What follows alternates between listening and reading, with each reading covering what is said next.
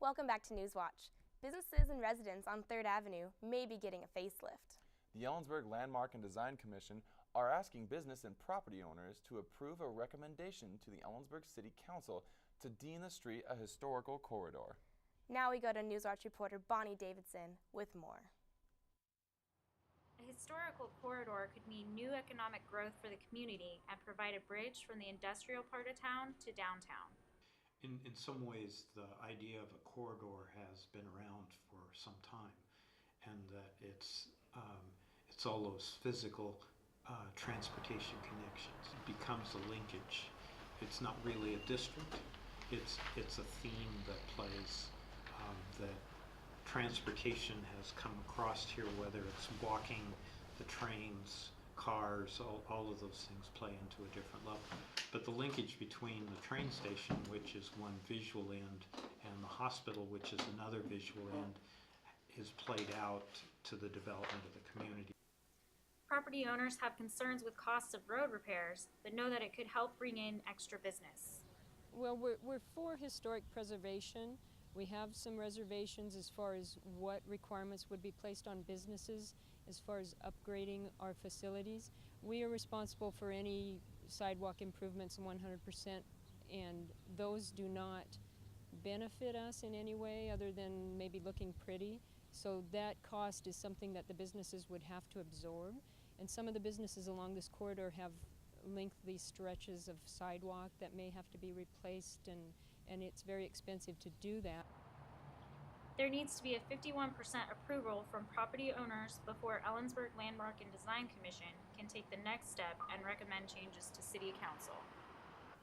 This is Bonnie Davidson reporting for NewsWatch. Every year in Washington State, grant money is offered through the Lodging Tax Fund. Ellensburg receives this money every year, and the reimbursement of these funds will be decided next month. I went out to discover more details on where this money comes from and what exactly it will be used for.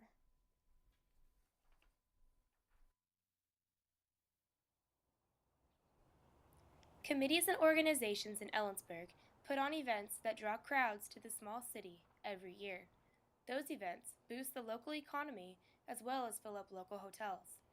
Full hotels in Ellensburg means more lodging tax grant money for the city, and more grant money means more tourism. The Ellensburg Lodging Tax Committee disperses that grant money through reimbursement to groups who apply. The groups that have applied for the grant money in Ellensburg this year range from Gallery 1 to other venues downtown. The groups that are considered for the grant money are those that put on events for the community and promote tourism.